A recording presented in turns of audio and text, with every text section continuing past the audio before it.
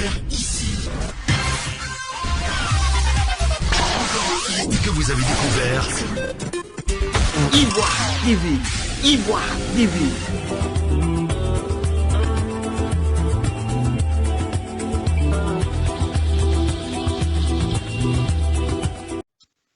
Merci à toutes et à tous de nous rejoindre dans cet entretien spécial sur Ivoire TV consacré à l'analyse de la situation socio-politique en Côte d'Ivoire, et celui que nous recevons encore aujourd'hui, c'est le docteur Boga Sako Gervais, président de la FIDOP et activiste des droits de l'homme. Docteur Boga Sako, bonsoir. Oui, bonsoir cher ami Raymond, bonsoir chers amis téléspectateurs de Ivoire TV. Je salue tous les Ivoiriens, tous les Africains et tous les panafricanistes qui nous suivent. Merci beaucoup, docteur. Alors, on va tout de suite entrer dans le vif du sujet. L'actualité en Côte d'Ivoire, elle est assez riche depuis quelques temps. Vous êtes en Europe, hein, vous nous suivez certainement tout ce qui se passe en Côte d'Ivoire avec l'affaire entourant le retour de Laurent Gbagbo, également avec le retour des exilés politiques. Beaucoup de questions qui restent en suspens dans l'opinion publique ivoirienne, et même l'insécurité terroriste aussi qui bat son plein aux frontières avec le Burkina Faso. Alors, en tant que, avant même d'aborder la première question de notre entretien, quelle est votre lecture en tant qu'Ivoirien, décideur politique, étant depuis l'extérieur? Oui, d'abord, je voudrais vous remercier donc de me recevoir ce soir.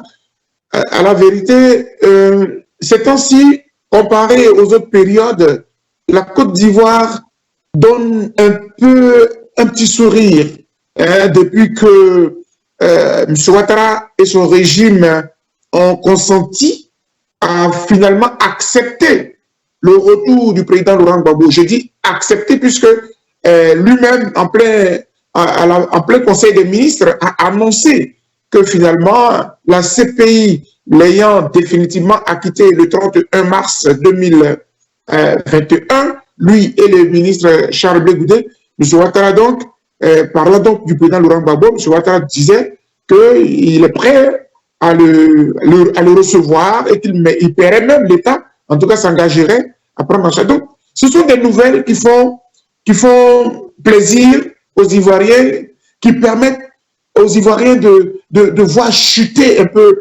cette ambiance délétère, conflictuelle, et puis bon voilà. Puis, à cela s'est ajouté la libération de plus d'une centaine de prisonniers, même si ce n'est pas encore la totalité, mais ce sont des nouvelles qui permettent à la Côte d'Ivoire et aux Ivoiriens de respirer. Donc, on ne peut que saluer cela, hein, s'agissant donc du climat socio-politique. Aujourd'hui, il est un peu plus éclairci, il est un peu plus apaisé. Mais beaucoup reste à faire, et c'est pour cela que je suis là. En tant qu'opposant, cela vous rassure donc de voir les choses évoluer dans le bon sens? Oui, on peut dire cela parce que la déclaration que la FIDOP et Grad Afrique, la Fondation ivoirienne pour les droits de l'homme et la vie politique, et Grad Afrique, le groupe de réflexion et d'action pour la démocratie et les droits de l'homme en Afrique, la déclaration que nous avons produite, c'était de dire, je voudrais aller plus loin. Pourquoi y a-t-il encore en prison des prisonniers de la crise de 2010-2011? Pourquoi est-ce qu'on peut acquitter le président Laurent Gbagbo, Mme Simone Evry Gbagbo, tout le monde est libéré, ceux qui étaient les donneurs d'ordre, et puis des officiers supérieurs, des sous-officiers sont encore en prison. Je pense que tout cela n'est pas de nature à rassurer définitivement. Pourquoi est-ce que même dans la crise de 2021, j'ai dit la crise contre le troisième mandat, il y en a qui sont encore en prison. Mais pourquoi? Pourquoi est-ce qu'on garde encore certaines personnalités du PDCI, RDA, même certaines personnalités du FPI, telles que M. Kwa Justin? Pourquoi on garde encore des prisonniers? Moi, je pense qu'il faut qu'on arrête les marchandages et les chantages, comme si c'était des moyens d'échange. Mais je peux aller plus loin. Pourquoi est-ce que M. Ouattara ne dirait pas clairement, ne ferait pas un discours pour que non seulement tous les exilés, parce que là, nous tous, on s'apprête à rentrer. Mais moi, je dis, si on veut la paix, vous ne pouvez pas consolider la paix à l'intérieur de la Côte d'Ivoire en gardant quelqu'un comme M. Guillaume Soro dehors. Moi, je réfléchis, je dis, mais comme je veux la paix dans mon pays, mais une paix totale et durable, il faut faire en sorte que tous les fils de la Côte d'Ivoire se retrouvent autour du table pour se parler et que la Côte d'Ivoire avance. Si on fait une réconciliation de moitié, on ne sera jamais en paix totalement. Et j'ai dit. Alors, l'actualité brûlante, c'est surtout, c'est vrai, on a des questions politiques qui agitent et qui animent le débat, mais il y a surtout les questions d'ordre sécuritaire. Ce jeudi 6 mai, donc il y a cela 48 heures à peine, la localité de Bolé, à 12 km de Kafolo, a été visitée par des assaillants. Les terroristes qui sont venus clairement sommer les populations de cesser toute forme de collaboration avec les forces de défense et de sécurité. Comment est-ce que vous avez ressenti la chose depuis l'exil? J'avoue que c'est une grosse préoccupation. C'est une grosse préoccupation parce que c'est vrai que ce sont des mouvements terroristes tels qu'on les qualifie. D'ailleurs, même depuis que le Mali est perturbé par ces questions de terrorisme, le Niger, et aujourd'hui, Idriss Déby vient de décéder du côté du Tchad, mais la Côte d'Ivoire, aujourd'hui, depuis cette récurrence, ces attaques à Kafolo, et même il n'y a pas que Kafolo, récemment encore, on nous a parlé d'une attaque d'assaillants en Dotré. Bon, tout ça, est-ce que c'est de nature à rassurer?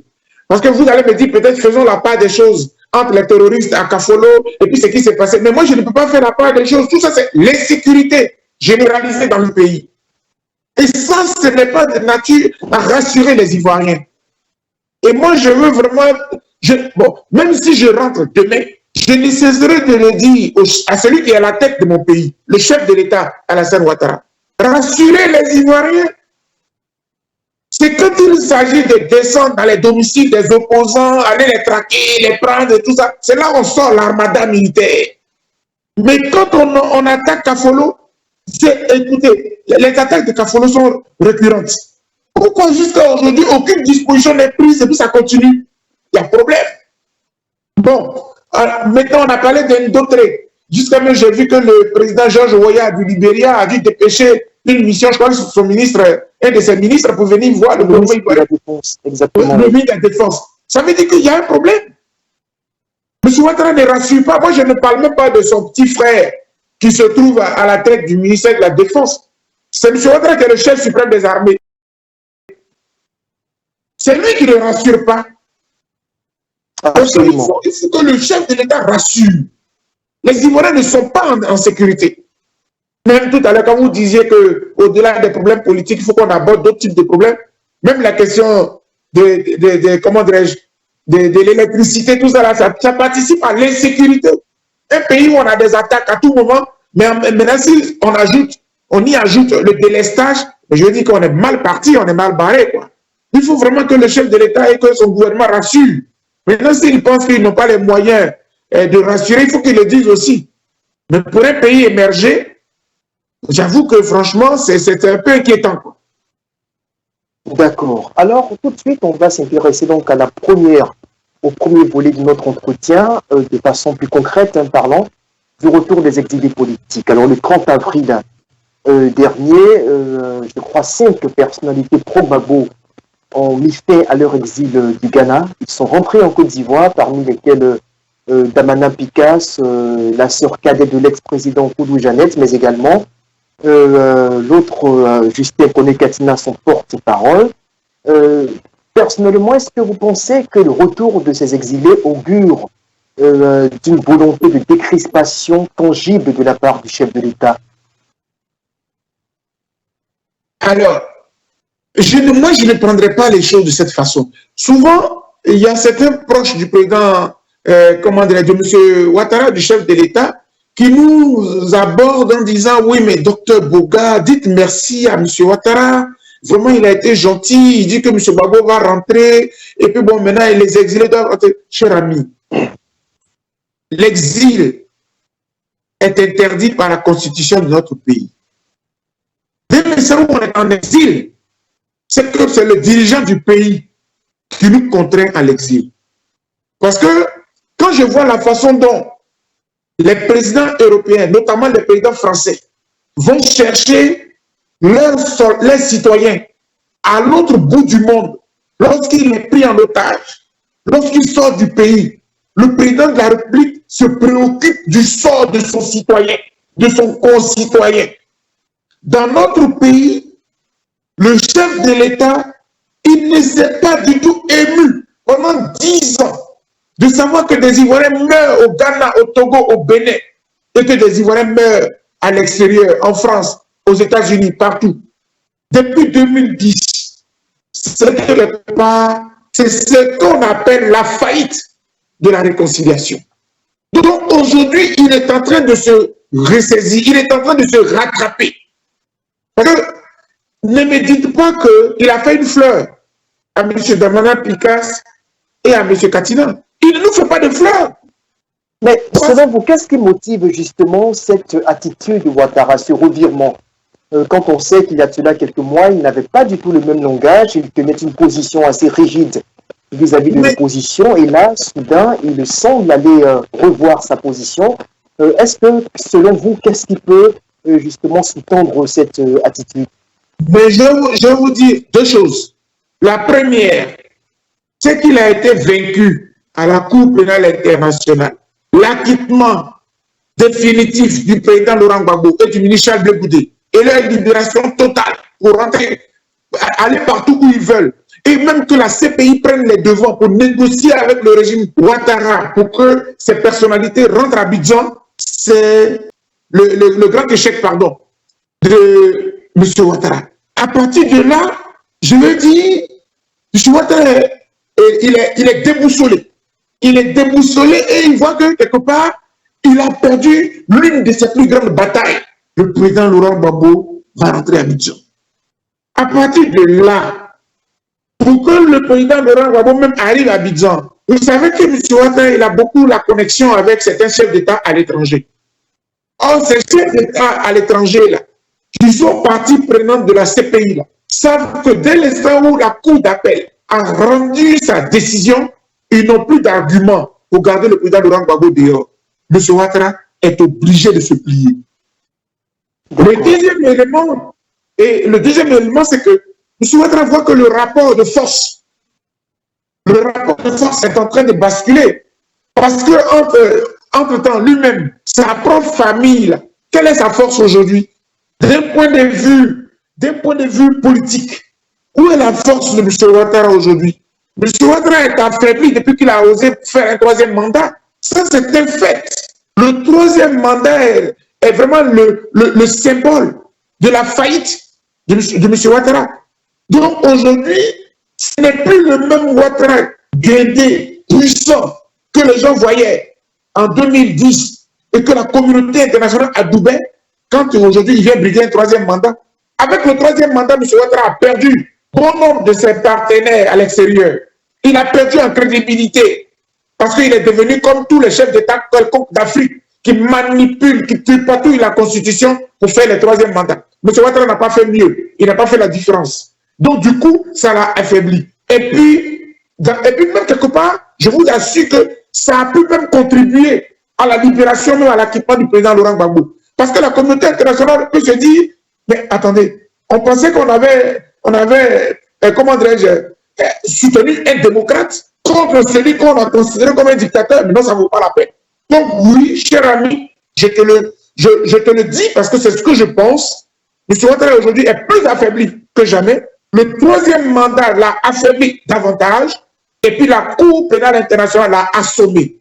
Du coup, il est obligé de consommer, de voir la réalité en face et de composer avec l'opposition, même avec le président Laurent Gbagbo, même avec le président Bédié. Donc aujourd'hui, voilà. Et moi, ce qui me réjouit, c'est que la réconciliation s'est imposée à M. Ouattara. Et il n'a pas le choix. Parce qu'à la vérité, c'est ce que souhaitent les Ivoiriens. Nous ne voulons que la réconciliation et rien d'autre. M. Ouattara s'est braqué pendant 10 ans. Là, il n'a plus le choix. Et j'ai dit. Parfait. Alors, justement, dès leur retour, je pense le dimanche 2 mai, on a tous vu sur Internet une vidéo assez virale qui a circulé, dans laquelle Damana Picasse, l'un des lieutenants du camp Gbagbo, justement, tenait des propos jugés plus ou moins vindicatifs par une certaine opinion, dans lesquels il rappelait les circonstances de l'arrestation de Laurent Gbagbo en 2011. Il revenait sur les circonstances malheureuses qui ont entouré la chute du régime Gbagbo en 2011. Selon lui, il défendait encore la thèse selon laquelle Laurent Gbagbo aurait gagné les élections de 2010. Est-ce que vous pensez que de tels propos sont de nature à aller dans le sens de la réconciliation? Si vous avez bien sûr suivi l'élément. Bien sûr que j'ai su. J'ai parlé avec mon frère Damana Adia Picas avant qu'il ne s'envole pour Abidjan. Je voudrais le saluer. Saluer le ministre Kone Katina, saluer Mme Koudou Jeannette, saluer toute la délégation qui est rentrée sur Abidjan. Mais je vais être très clair avec vous. Le retour d'exil ne signifie pas aller faire allégeance à M. Ouattara. Le retour d'exil ne signifie pas aller dans son pays et puis voir mourir la liberté d'opinion et de pensée. Le retour d'exil, ça ne veut pas dire que nous rentrons parce que nous reconnaissons que l'élection de 2010, c'est M. Ouattara qui l'avait remportée. Jamais. Jamais. Jamais. Et puis, notre retour d'exil n'est pas conditionné. On n'est pas arrivé à l'aéroport, on nous dit, signez un contrat pour dire, vous n'allez jamais parler de la crise de 2010, vous n'allez jamais dire, jamais. M. Ouattara sait qu'il ne peut pas nous dire ça. Il ne peut pas nous imposer cela. Nous avons la liberté d'opinion, la liberté de pensée. Pardon? Lorsqu'on s'inscrit dans une logique de réconciliation, comme vous le disiez à l'instant, voulu, souhaité par tous les Ivoiriens, est-ce qu'il n'est pas nécessaire à un certain moment de faire table rase de tout ce qui a constitué mais vous savez très bien, c'est un propos qu'on a souvent entendu dans notre pays. On nous disait toujours qu'on peut pardonner, mais pardonner ne veut pas dire oublier. Et puis, où est le crime? De toute façon, on est arrêté le président Laurent Gbagbo dans telle circonstance ou dans telle autre. Ça a empêché M. Ouattara d'être au pouvoir. Pourquoi M. Ouattara aime se faire peur? Ou bien si nous sommes dans un état policier, il faut le dire. Mon cher ami, est-ce qu'on est dans un état policier ou bien on est dans un régime dictatorial de façon claire et nette? Il faut le dire. Parce que si on est dans un pays libre, l'opinion de chacun reste l'opinion de chacun.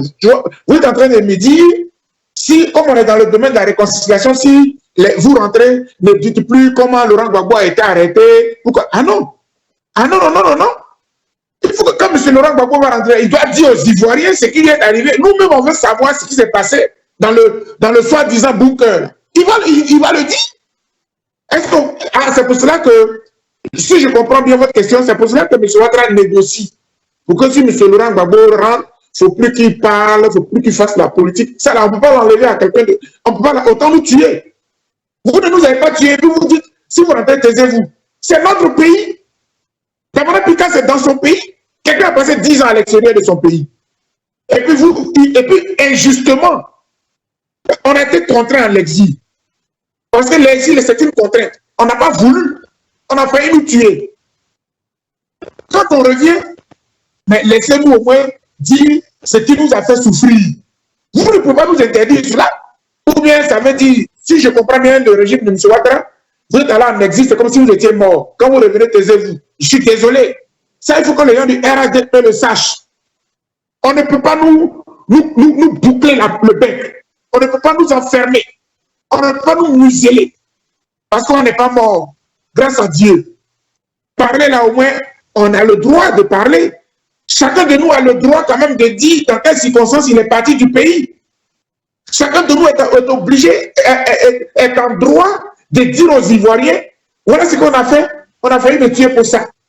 Parce qu'au fond, le M. Ouattara, à cause de qui on a failli nous tuer, à cause de qui les rebelles d'hier ont failli nous tuer aujourd'hui, tous les frères de la rébellion, ils ont compris qu'ils s'étaient trompés. Donc M. Ouattara ne veut pas qu'on le dise, il ne faut pas qu'on dise ça, il ne faut pas qu'on dise qu'on a fait une guerre à notre pays pour rien, il ne faut pas qu'on le dise. Alors franchement, maintenant que j'ai fini de dire cela, je voudrais quand même dire une chose. Regardez, les victimes disent qu'elles veulent manifester. parce qu'elles veulent qu'on applique les 20 ans contre M. Gbagbo, M. Guillaume Soro, M. Blé Goudé, pardon. C'est leur droit. Dans un état de droit, chacun est libre de manifester, et puis c'est l'État qui tranche. Donc moi, autant je dis, nous avons le droit d'exprimer ce que nous avons vécu, autant ils ont le droit de faire ce qu'ils veulent, mais ils se trompent. Parce que on dit Laurent Gbagbo est acquitté, et puis vous voulez manifester contre lui. Allez manifester maintenant contre les autres qu'on n'a pas encore jugés. M. Ouattara est là. Dans un état de droit, quand on manifeste vis-à-vis de l'autorité. Vous dites, Monsieur le Président, nous sommes des victimes. Si M. Laurent Gbagbo n'est pas coupable, dites-nous qui est coupable. Aidez-nous à trouver les victimes. Voilà comment il faut manifester. Mais on dit oui, non, il faut forcément condamner Laurent Gbagbo. Laurent Gbagbo a été acquitté, il n'ira jamais en prison. Absolument. Alors, il y a également une question vraiment qui hante les esprits en Côte d'Ivoire. Certes, M. Ouattara a accepté le retour de Laurent Gbagbo. Il a même indiqué, comme vous le soulignez donc en début d'émission, que l'État s'engage à prendre toutes les dispositions nécessaires pour encadrer ce retour dans les conditions les meilleures. Seulement, il reste un détail à régler. La question de l'amnistie, parce que jusqu'à présent, la condamnation à 20 ans de prison sur Laurent Gbagbo, elle demeure, tout autant que sur Charles Blé Goudé. Alors, que faire? Est-ce que l'on peut craindre aujourd'hui, vous en tant que juriste, et je rappelle que vous êtes également juriste, est-ce que l'on peut craindre qu'à son retour, il y ait éventuellement des poursuites qui soient relancées contre M. Gbagbo? Le ministre de la Communication le disait le 7 février, donc à l'issue du Conseil des ministres, que la justice ferait son travail. Très bien. Je précise que juriste, pas en tant que tel, je suis militant des droits de l'homme. Il y a une nuance, il y a une différence entre le juriste pur et le militant des droits de l'homme. Même si la question des droits de l'homme est une question de droit, est une question de juriste. Mais tout un citoyen, sans être forcément juriste, peut être militant des droits de l'homme. D'accord? Sinon, je suis à la base, comme je le dis toujours, un enseignant de littérature occidentale française. Mais quand j'ai fini de dire cela, la question, elle est pertinente. M. Ouattara, il veut reconnaître maintenant qu'il y a une séparation des pouvoirs entre le judiciaire, le législatif et l'exécutif que lui-même il incarne. Or, on sait très bien que ce n'est pas vrai. Le procès de M. Laurent Gbagbo et de M. Blé Goudé, ce sont des procès politiques. C'est clair, il n'y a pas de débat là-dessus. Ce sont des procès politiques. Donc pour moi, et c'est là où la question de réconciliation prend son sens. Et la question est tellement intéressante que je profite pour dire clairement à qui m'écoute. La réconciliation ne veut pas dire qu'on n'a plus le droit de rappeler les faits que nous avons vécus. La réconciliation, c'est de ne pas blesser les uns et les autres. Mais quand je raconte ce qui s'est passé en 2010-2011, je ne blesse personne. Donc vous allez souffrir, mais ce sont des vérités qui seront dites. Par contre, prendre un acte pour amnistier des personnalités au nom de la réconciliation, ça c'est un acte qui est du ressort du chef de l'État, de l'exécutif, du chef de l'exécutif, au nom de la paix. Car de vous à moi, de toi à moi, cher jeune frère, vous pouvez prendre le président Laurent Gbagbo aujourd'hui là, à l'aéroport pour l'amener à la Maca. M. Ouattara peut-il prendre M. Laurent Gbagbo à l'aéroport pour l'amener à la Maca? Non, arrêtons de jouer. Donc, pour ne pas que la justice ivoirienne soit affaiblie, pour ne pas qu'elle s'engouffre dans une, j'allais dire, une certaine illégalité, même si je puis dire, parce qu'elle a condamné, après, la condamnation n'est pas appliquée, ça fait un flou. Moi, je pense qu'il faut mettre balle à terre, il faut faire tabula rasa, et puis prendre une décision d'amnistie, une loi d'amnistie, non, pardon, un décret d'amnistie, et puis, bon, voilà, amnistier tout ce, et puis, ça ne concerne même pas le président Laurent Gbagbo seul, ça doit être étendu à toutes les personnalités qui sont encore en prison, même les anciens généraux, les anciens officiers et les anciens sous-officiers de 2010, pour amnistier toutes ces personnes-là et que la Côte d'Ivoire se retrouve. Voilà ce que M. Ouattara doit faire. Moi, je pense que c'est à son honneur de le faire parce qu'il y a 10 ans de cela, il aurait pu le faire, il ne l'a pas fait. Il a plutôt préféré, alors que le président Laurent Gbagbo, à peine il est acquitté le 19 janvier 2019, hein, le 15 janvier 2019, en même temps qu'on l'a condamné à Abidjan à 20 ans. Tout ça, puis bien vous dire, de la précipitation, c'était pas tout ça, c'est pas nécessaire. On a ajouté même M. Guillaume Soro. Tout ça, c'est pas fait pour réconcilier la Côte d'Ivoire. Voilà où se trouvent les éléments essentiels de réconciliation. Mais si c'est pour contrôler les discours des gens, oui, toi tu as dit ça hier, oui, mais toi tu as parlé, ça c'est pas ça. Ça c'est un État policier, un État dictatorial qui veut contrôler ce que vous dites, qui veut contrôler vos propos.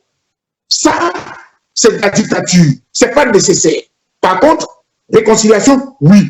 On peut dire, bon, ayez des discours apaisés, voilà, on peut raconter les faits sans attaquer, sans insulter, ni rien du tout. Quand vous écoutez M. Damana Pikas, il n'a insulté personne, il a rappelé les circonstances qui ont prévalu et qui ont fait qu'il a dû sortir du pays pour aller en exil. Mais ça, là, vous ne pouvez pas interdire un ex-exilé de le dire. En tout cas, moi, personne ne peut m'empêcher de le dire. Et j'ai dit. D'accord. Alors, il y a certes la probabilité d'une amnistie qui pourrait être prise en faveur de M. Gbagbo, comme tout le monde l'envisage d'ailleurs, mais il y a également le cas Soro, vous le disiez justement au cours d'entretien, que Laurent Gbagbo n'est pas le seul concerné justement par ces condamnations à 20 ans de prison. D'autres personnalités le sont, entre autres Guillaume Soro, Noël Akossi-Benjo, Charles Bégoudé, d'autres personnes qui sont également sous le coup de ces condamnations. Est-ce que, de façon concrète, l'on peut s'attendre à ce que le chef de l'État amnistie Laurent Gbagbo pour des questions de réconciliation, pour des questions peut-être politiquement stratégiques, et on mette dans la foulée Guillaume Soro qui souffre également, qui critique également, sous une condamnation similaire? Mais je l'ai dit et je vais me répéter. Au nom de la paix, au nom de la réconciliation, M. Ouattara doit aller plus loin, devrait aller plus loin, mais il doit aller plus loin. Vous savez, il ne faut pas faire la réconciliation à moitié, sinon on sera surpris par l'autre moitié qui reste. Moi, je pense, j'ai beaucoup confiance au dialogue tripartite qui va s'imposer, mais il ne faut même pas le limiter à un dialogue entre M. Bédié, M. Gbagbo, M. Ouattara. Il faut faire vraiment un dialogue national au cours duquel on va mettre sur la table les problèmes de fond, les préoccupations de la nation, et puis celui qui est habilité à prendre les actes étatiques, notamment le chef de l'État, Alassane Ouattara, va les prendre pour concrétiser la réconciliation, pour sceller la réconciliation. Prenons le cas de figure. On fait la part, mais le président Laurent Gbagbo, il a été acquitté, il peut rentrer, il a le droit. Bégoudé suit. Les exilés, nous autres et tout. Mais M. Guillaume Soro qui est dehors, lui et ses partisans, on va le laisser dehors? Vous pensez que Guillaume Soro, qui est un acteur, qui a toujours été un acteur privilégié, soutien numéro 1 de M. Alassane Ouattara, yeah, on va le laisser dehors et puis nous, on sera dans la paix? Non, ce n'est pas possible. Moi, je pense que, en tant que fils de la nation, au nom de la paix sociale, au nom de la réconciliation nationale, si nous voulons aller de l'avant ensemble, essayons de nous regarder, de nous parler. Nous sommes des Ivoiriens. Si nous sommes vraiment des Ivoiriens, asseyons-nous, parlons-nous et allons de l'avant ensemble. Donc moi, mon plaidoyer aujourd'hui, c'est que autant le président Laurent Gbagbo a le droit de rentrer en Côte d'Ivoire, M. Ouattara, qui a consenti finalement. Autant la première vague des exilés, certains leaders sont venus du Ghana, autant les autres vont suivre.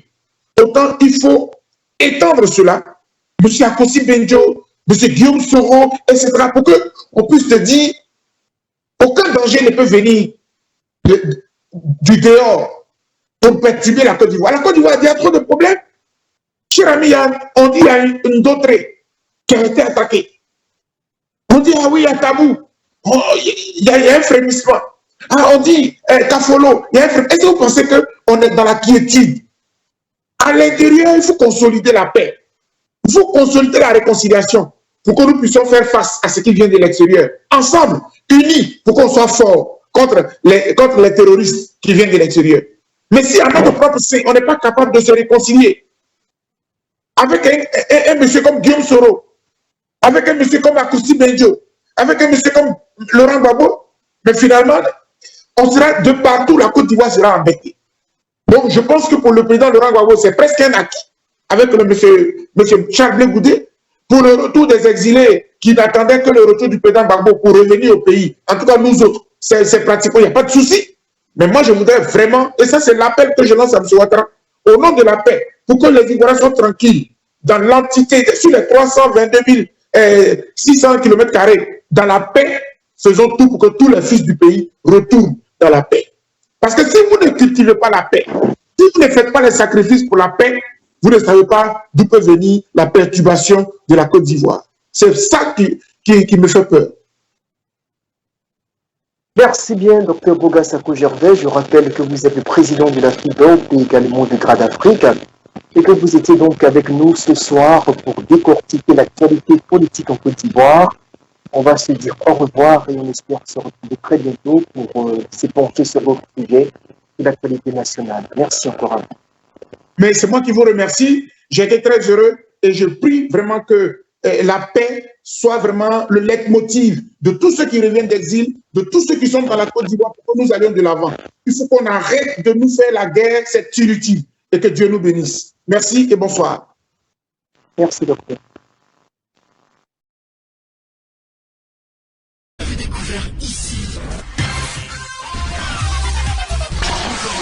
Que vous avez découvert Ivoire TV. Ivoire TV.